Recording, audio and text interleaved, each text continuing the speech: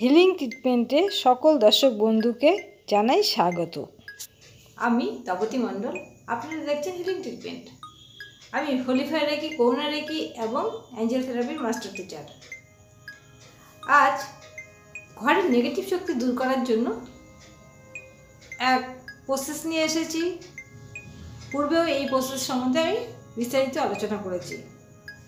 প্রসেসটি হচ্ছে লবণ বা সল্ট। এর সাহায্যে কীভাবে ঘর থেকে নেগেটিভ শক্তি দূর করা যায় তার সম্বন্ধে আলোচনা করব।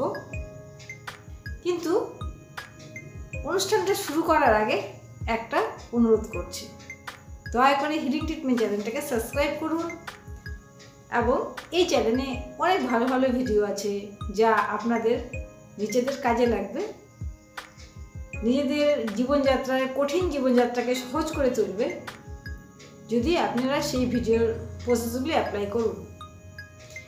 তাহলে দয়া করে হিলিং ট্রিটমেন্ট চ্যানেলটাকে সাবস্ক্রাইব করুন এবং প্রত্যেকটা ভিডিও দেখুন, শেয়ার করুন।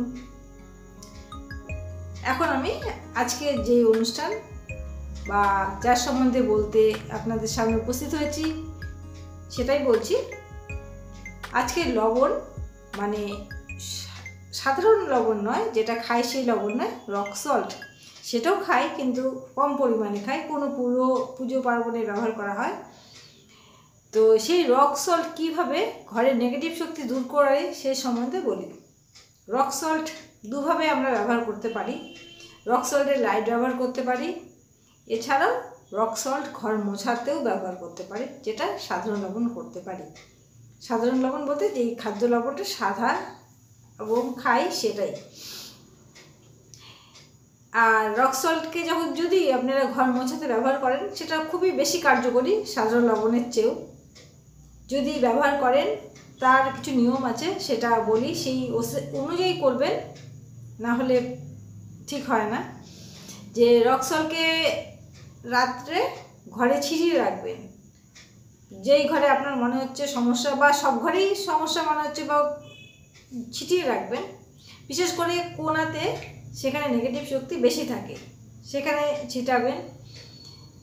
আরেকটা, ভোর হতে হতে আপনাকে কিন্তু প্রত্যেকটা ঘর, যেই ঘরে রক সল্টের জল ছিটিয়েছেন সেটা মুছে ফেলতে লাগবে, তাহলে খুব তাড়াতাড়ি নেগেটিভ শক্তি চলে যায়। এটা কিছুদিন করলেই নেগেটিভ শক্তি দূর হয়ে যায়। এছাড়াও আপনি রক সল্টের লাইট বা ল্যাম্প ব্যবহার করতে পারেন, নিজেও তৈরি করতে পারেন, বাড়িতেও বানিয়ে বা কিনেও আনতে পারেন, কিনতেও পাওয়া যায়। তো বাড়িতে যেটা ব্যবহার করবেন, বানাবেন, সেটা হচ্ছে যদি দোকান থেকে কয়েক টুকরা রক সল্ট নিয়ে আসেন, সেটা উপরে রক সল্ট থাকবে, নিচে একটা লাইট জ্বালাবেন, সেটা ব্যবহার করতে পারেন। এছাড়াও দোকান থেকে আপনি রক সল্টের লাইট ডাইরেক্ট কিনে নিয়ে এসে ব্যবহার করতে পারেন। তো রক সল্টের লাইট অনেকটা এরকম হয়। এই লাইটের সাহায্যে আপনি যদি সন্ধ্যাবেলায় জ্বালান, প্রতিদিন সন্ধ্যাবেলায় জ্বালিয়ে রাখেন, তাহলে বাড়িতে নেগেটিভ শক্তি কমে যাবে, কমতে কমতে কমেই যাবে। আর নেগেটিভ শক্তি থাকলে কি কি সমস্যা হয় সেটা তো নিশ্চয়ই জানেন, তবু আমি আরেকবার বলছি। নেগেটিভ শক্তি থাকলে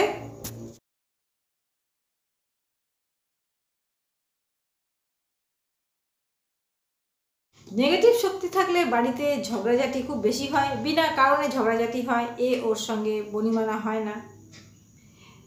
এছাড়াও নেগেটিভ শক্তি থাকলে ওষুধ খেলেও অসুখ কমে না। যদি ঘরে কোনো রকম নেগেটিভ শক্তি বা কোনো রকম এক্সট্রা শক্তি থাকে, মানে খারাপ শক্তি, আপনার ওষুধ খাবেন, কিন্তু ওষুধ খেয়েও যে রোগের জন্য ওষুধ খাচ্ছেন সেটা যাচ্ছে না, পুরো তো যাবেই না, অল্প অল্প ঘরে হয়তো যায়, হয়তো না, এরকমই হয়। এছাড়াও নেগেটিভ শক্তি থাকলে নিজের কোনো ভালো কাজ সেটা হবে না, খুব ধীরে ধীরে হবে। তাহলে নেগেটিভ শক্তিকে যদি বাড়ি থেকে বিতরণ করতে চান, অবশ্যই আমি তো বলবো রক সল্টের ল্যাম্প ব্যবহার করুন, তাতে অনেক সমস্যা কম। আর সাধারণ লবণের থেকেও রক সল্ট খুব বেশি কার্যকরী। সাধারণ লবণও কার্যকরী, কিন্তু রক সল্ট আরও বেশি। তাহলে আপনারা নিজেদের বাড়ি থেকে নেগেটিভ শক্তিকে বিতরণ করুন এবং বাড়িকে সুন্দর করুন। নিজেদের যে সব কাজ আটকে আছে সেগুলোকে এগিয়ে যেতে সাহায্য করুন, নিজেকে নিজেই সাহায্য করুন। যে এই কাজগুলো আটকে গেছে, রক সল্টের লাইট ব্যবহার করুন এবং নিজের বাড়িকে সুন্দর করে তুলুন। আজকের মতন এতটুকুনি, আবার দেখা হবে অন্য এপিসোডে। নমস্কার।